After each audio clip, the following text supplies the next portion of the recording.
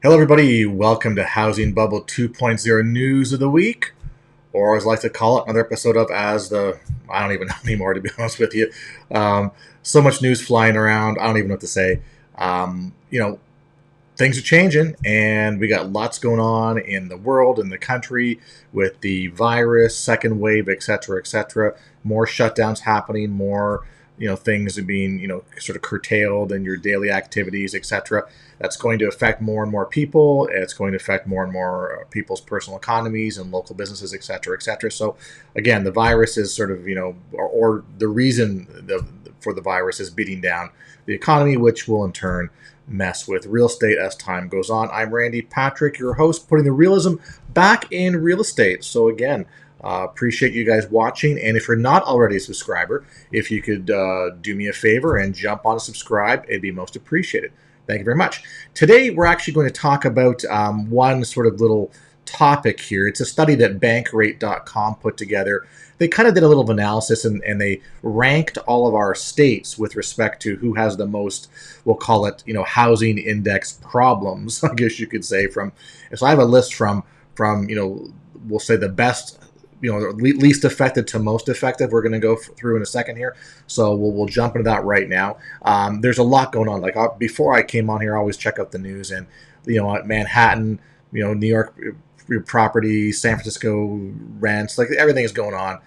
So we'll do some more videos subsequently to talk about that. But this one I just want to get through because I thought it was at least somewhat interesting. And here's what we got going on for, I guess you could say, again, it's the Hardship Index. So there's a couple of, National Association of Realtors, they've created like a housing recovery index. So this person at bankrate.com, I guess, created what's called the Housing Hardship Index. So coronavirus crushes some state economies, spares others. So we'll take a look at that. So we are going to blow through 50 states here, so please bear with me. So really, I just thought this was interesting, and we should share it and go through it. Clearly, what the study found is that tourism states like Nevada and Hawaii, are getting hit hard. They may have reported, few COVID-19 deaths, but their economies are suffering. So you could have kind of a mix of both, one being higher than the other, but you could still be in like, you could still have, a more devastating effect to your state, depending on how it ranks. So the metric sums mortgage delinquencies and unemployment to show which states are enduring the most extreme slowdowns during the pandemic. Michigan, New Jersey, Rhode Island also struggle with 1-2 punch of soaring delinquencies, mass layoffs in May and stuff like that. So the data really is based on May's data. All right. So even though we are, in July, realize that we're not quite, we don't have the full June's data as of yet. So it's based on May's data. So we've got, a month and a bit still to impact that won't be reflected here. The methodology was straightforward to calculate the Housing Hardship Index. Bankrate used state-by-state mortgage delinquency data from Black Knight, prominent data firm, which I always quote and talk about here, and unemployment rates from the U.S. Department of Labor. So, you've got two organizations that are supplying the data. We are looking at May, so we're not looking at middle of July. We're not looking at June. We're looking at end of May to see how everything played out here. So, basically, we're starting with the states that are least affected and going to the most effective. All right. So, ranking number 51. I don't know. We had 51 states, but you'll see how this pops out in the next little while here. So Nebraska obviously is the one, I guess you could say, with the lowest index, and I guess the most favorable state right now with respect to what's going on economy wise and delinquency wise when you put them all together. Next, we've got Idaho ranking 50, and again, lower delinquencies, kind of mid-range unemployment, so it ranks second from the bottom, which is pretty good. And we know that a lot of people have moved to the Idaho area from other parts of the West Coast. Now we've got Montana, again, 49 here, low delinquencies, reasonable, like mid-range unemployment. Next goes North Dakota, ranking 48. We've got South Dakota ranking 47. We have Utah ranking 46. And we have Wyoming ranking 45. So I can tell you that, those states are some of the states, at least from my perspective of Wyoming, the Dakotas, Montana, we don't hear too much about real estate sales being out of control or prices, sort of, I guess you could say, being unattainable. So they're not really having issues with respect to delinquencies and things like that. Unemployments are, again, sort of mid-range here. And again, these are grouping towards the bottom part of the study, obviously. No 44. We don't have 44. That's the reason why I think they started at 51. They may have made a slight mistake there, or possibly they left something out, but we'll get to that down the way. So there's no 44 for people who are counting here. 43 was Iowa, delinquency above 5%. Arizona, actually, this surprised me. Arizona ranked at 42. Delinquency 6.2%, unemployment just under 9%. I do believe the Arizona delinquency will increase as time goes on. All right, let's go on to Minnesota. Minnesota ranking 41 here with marginal delinquency, reasonable unemployment. There may be some locations, and again, this is a state-by-state basis, but there's some larger cities that have been having some issues that could see some property values dropping or people relocating, etc., as time goes on. So, but from this perspective, Minnesota still ranks pretty reasonable. Colorado ranking 40, right in the middle of the country right there, decent delinquency rate. New Mexico 39, same thing, 6.71 delinquency rate. We've got Maine, number 38, delinquency rate just under 7%. Then we've got Virginia, which I found was somewhat interesting. I thought that would be higher up, but ranking 37 with just under 7% delinquency rate, about 9.5% unemployment. We've got Missouri next, right in the middle of the country. All right, unemployment 10%, delinquency just over 6%. Kentucky next, same thing. It's under 6 and 11, so it's ranking 35. Arkansas ranking 34. We can see delinquency getting a little higher down there. You can see Kansas ranking 33. We've got Wisconsin ranking 32 with 12% unemployment, but delinquency is a little bit less there, 5.4%. Tennessee, again, number 31, over 10% unemployment, over 11%, and over almost 7.5% delinquency. Number 30 is Alabama, so getting close to delinquency and unemployment being the same there. It's almost 10 and almost 9. Connecticut, ranking 29. Okay, unemployment 9.4 and delinquency 9.6. So delinquency is moving up. Connecticut is kind of unique these days because I hear that they're getting more activity from the real estate side because of people leaving New York City. Which obviously is going to affect the housing prices there, and especially with some of the inventory or lack thereof. But delinquency is almost 10%. All right, Oregon ranking at 28. We're talking higher unemployment there on the West Coast, but lower delinquency rate, under 5%. Maryland, 27, almost 10% unemployment and just under 9.5% delinquency. Indiana, right in the middle there, ranking 26, 7.26 delinquency, 12% unemployment. Georgia, I thought Georgia would actually be a bit higher, but in this case, the delinquency number actually has overtaken the unemployment. So we're typically seeing in the other states, as we've gone down the list, higher unemployment, less delinquency. Now we're seeing it just about even or starting to swing the other way. So 9.8 delinquency and 9.7 unemployment. All right, Washington ranking 24, unemployment 15%, but delinquency, under 5%.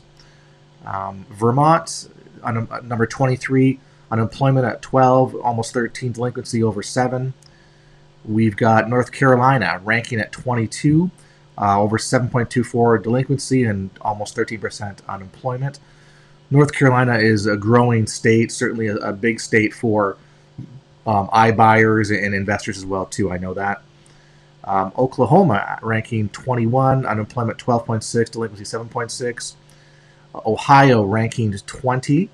All right, unemployment at 13.7 and delinquency at 6.69. South Carolina ranking number 19, unemployment at 12.5 and delinquency at just under 8% there. New Hampshire, ranking 18, 14.5%, delinquency 6.09. So again, it's a good spread between those two there. West Virginia ranking 17, unemployment 13 almost, delinquency 7.85. Pennsylvania, so we're getting some more activity in Eastern Seaboard stuff here. Unemployment 13.1%, delinquency almost 8.8%. All right, let's go to Alaska. And again, I don't know anything about the real estate business in Alaska. It's not in my radar. It's not in my peripheral whatsoever. But ranking 15, having about 12.6% unemployment and delinquency of just under 10%.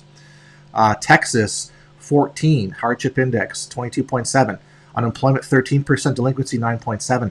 I would assume that this will be increasing with delinquency as time goes on. Mississippi is always ranks high in delinquency, 12.28%, unemployment 10.6%. So Mississippi, typically as a state, is always one of the top ranking for delinquencies. In the information I talked about, I think last video or a couple of videos ago, with respect to the 50 states, I think they were the number one state for percent of delinquencies. Next is Massachusetts. Unemployment 16.3, so higher unemployment, ranking at 12, and delinquency 6.62, so delinquencies aren't bad. Next is Illinois.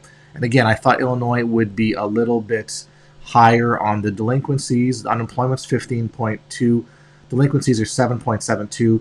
I do expect delinquencies to increase in that area as well. I thought I'd break for a second here. For more information on short sale training, turnkey investment, multifamily, other commercials such as hotels, mobile home parks, whatever, reach out to me. There's my email right there. We got a lot going on right now. We got lots of multifamily deals, larger multifamilies happening right now. So basically, email me, inquire. I'll get back to you, talk to you about the parameters, how it has to be done. Also, Facebook. So at Housing Bubble 2, if you go to Housing Bubble 2, join or follow the Facebook page. I do some training on there as well too. I know that some people aren't into Facebook. And listen, this is stuff I don't want to talk about on the YouTube channel, okay? I'd rather do it a little more private group.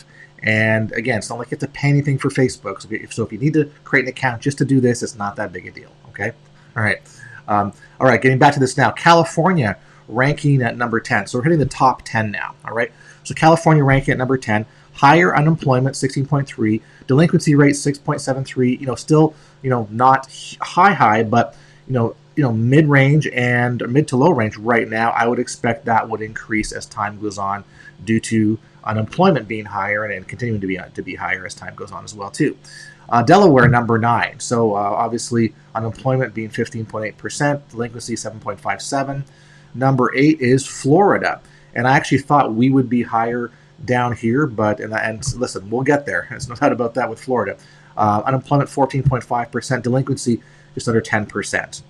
Next is Louisiana. Now Louisiana is usually right there with Mississippi with delinquency. So yeah, they're 11.16% delinquencies, unemployment 13.3. So your top two sort of per capita or like not per capita, just percentage of per state is usually Mississippi and Louisiana. Just the nature of what goes on down there, the economy also. When you have floods and hurricanes and things like that, sometimes it takes a while to recover. They come in at number 7. New York is number 6, 10% delinquency, and unemployment at 14.5%. So we have, again, New York covers New York City, which is massive, and other parts of the state as well too. Next is Rhode Island. So this was a sleeper. I don't really hear too much about Rhode Island, but evidently their unemployment is quite high. So whether that feeds into economies or jobs into Massachusetts area or Connecticut area, I'm not too sure.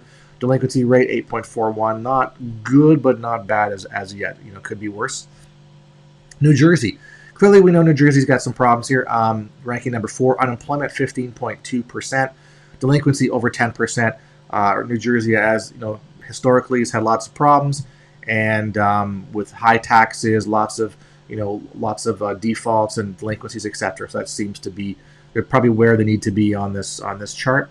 Next is Michigan. So Michigan having much more unemployment. So the difference in 21% unemployment and about 6.6% delinquency. There's a big difference there.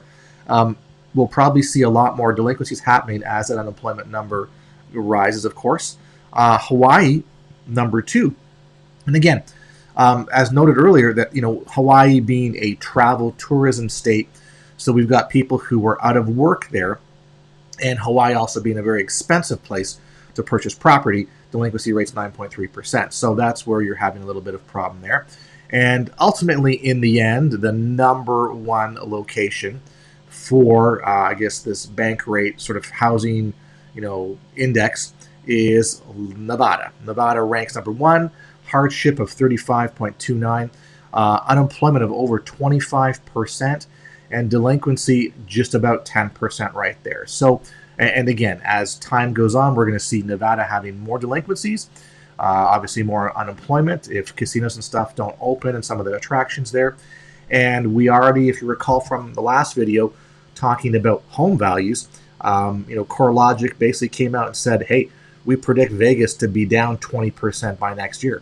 So, that's the reason why right there. They're hurting on a number of different areas, and eventually that's going to filter down to the real estate sales, more distressed sales, people trying to cash out and leave, get jobs other places, etc. So that's what we're going to find with respect to that location. I mean, typically it's Vegas that's driving it, of course, but Nevada comes in at your number one, I guess you could say, top position out of the 50 states that are having issues, and that's they're number one in the index for the housing issues for according to COVID, essentially.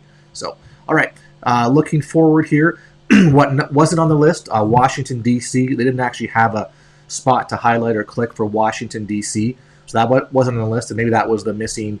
When we were missing 44, maybe that was not in there for some reason. Accounting for 51 locations, but only having 50 there. And Puerto Rico, even though Puerto Rico is not officially a state at this point in time. Funny enough, though, they as everyone knows, they have they're, I don't know what you would call it, a colony or a special setup out there. But the whole point is that they have favorable taxation out there. Obviously, the American dollar runs out there. And many lenders, like your typical Bank of America and Wells Fargo, issue mortgages to homes in Puerto Rico. And Puerto Rico has a robust real estate business, and they do have a foreclosure system as well too. So knowing, Puerto Rico was already in double-digit delinquencies back a number of years ago, prior to that devastating hurricane that came through that. So just so you know that Puerto Rico needs to be rebuilt clearly, but there are real estate, there's a ton of real estate there that's defaulted that may be available, or if people want to engage doing that. And again, because it's going to be the same system as here, I think it's a possibility for some opportunities. So that's just so you know, that's what's going on down there. This is a summary from Bankrate saying states experiencing high unemployment will see mortgage delinquencies surge if unemployment remains elevated as forbearance periods expire. I just read today that yes, we see every week we're seeing swings, like less forbearance, more forbearance, whatever. Well, there's less forbearance as of today, but more people extending their forbearance. So really, if you took a 3-month forbearance early on, that's expiring now, and then you're going to call up your lender and say, okay, well, I'm still having problems, I need to extend it for 3 more months. Okay, so that's what's going on right now. So this year may see the worst for unemployment, but 2021 will likely bring the worst for mortgage delinquencies and defaults. So yeah, we're going to see waves of this stuff happening as time goes on. Right now, because of the eviction and foreclosure moratorium, and actually let me just read the second paragraph here. For now, foreclosures remain rare. Mortgage giants Fannie Mae, Freddie Mac, and the Federal Housing Administration unveiled forbearance programs that allow borrowers to miss up to a year of payments without penalty. The real estate markets are local. As the saying goes, and the Housing Hardship Index indicates which regions may face protracted recoveries and which areas might emerge comparatively unscathed. Well, the foreclosures remain rare because foreclosures aren't being processed, filed, or going through the system to completion, right? So that's the reason why. We talked about that before. So when, if somebody comes out like Adam Data Solutions or another group that says, we're record low foreclosures, it's because nothing's happening. Because of the COVID and everything being under a moratorium, we're not seeing new foreclosure cases. We're not seeing foreclosure cases, going through the process to become foreclosures. And anything that had foreclosure sale dates that were set have been postponed. So anything that was in part of March, April, May, June, July, and August. So anything, that's March, April, May, June, July, August. So 5.5 months. I had to use my fingers there, guys. So as I always say, I don't do math in public. But, again, that's a lot of potential homes that are unavailable and sitting kind of in limbo status right now. So that's going to be your first wave of stuff to hit the market when the moratoriums get lifted. All right. Now, note here, inflation's not a factor these days. So the Housing Hardship Index tracks two other statistics: mortgage delinquency rates issued by Black Knight and jobless numbers from the Labor Department. Okay. Just a comment here. Nevada has experienced a near shutdown of its economy, which is driven by casinos, conventions, and concerts, all victim of the coronavirus. The state hasn't diversified its employment base much beyond tourism and hospitality. Employment plunged 39% from year to year in April. So there you go. Things don't look very good here in Vegas. Hearth was the worst hit sector when 30% of our employment in Southern Nevada is in leisure and hospitality. So therefore, that's the problems that are going on. That's the reason why they're number one in the Housing Hardship Index. Okay. If I just move on to the next slide here. Basically, the index aims to show how states' real estate markets could fare after the coronavirus recession. It's inspired by the Misery Index, a tried and true gauge of prosperity that sums inflation and unemployment. By that measure, the stagflation days of the late 70s and early 80s were especially difficult. So I never knew there was a Misery Index. Okay, so I guess back, that was when I was a kid, in the 70s. So ultimately, obviously my parents would probably understand that or heard of that. But so this is almost like, I guess you could say, a housing misery index that they're sort of showing right now. But point being here, you can see how things ranked, and it's interesting to note that some of the locations that are in the top 10 or 15 were not necessarily in the top 10 or 15 on a percentage of non-current loans, but when you're adding in the element of the unemployment, it's pushing them to more precarious, which means we should see increases in non-current loans. Now, what happens with non-current loans? Non-current loans eventually will have to be dealt with the lenders, either through forbearance or loan modifications. And if those don't work, there's always an element that, number one, don't apply or can't get the forbearance. There's always those that can't get loan modifications and will fall into the foreclosure process. So there will be foreclosures coming down the road. It's a matter of us being patient to see how this all plays out. All right, guys, so thank you very much. Again, as I mentioned earlier, if you want more information, what we can help you with, please reach out. I don't talk about this too much, but I think now's the time to talk about getting involved with short sales and things like that, because that's where the inventory is, or I could call it the shadow inventory. If you're not looking at that, then you'll be missing a big piece of the pie as the market changes. We already know that a lot of these large organizations, like a CoreLogic, for example, is coming out saying expect price declines, next year. Like for where we are this year to next year, they expect a decline. So people are already saying that, which means, typically if they're saying that, they're trying to temper and probably trying to be conservative. But we know locations, for example, like a Vegas, they went on record saying we're looking at 20%. So and for me, those are conservative numbers. I think it'll be more across the board, be higher in various locations as well too. So anyway, having said that, there's my email. You can get hold of me anytime you want. Please provide your phone number so I can get back to you. Thank you very much for the likes, comments, views. If you're not a subscriber, please help my channel grow and subscribe. I really appreciate that. And we'll look forward to talking to you very shortly. Thanks.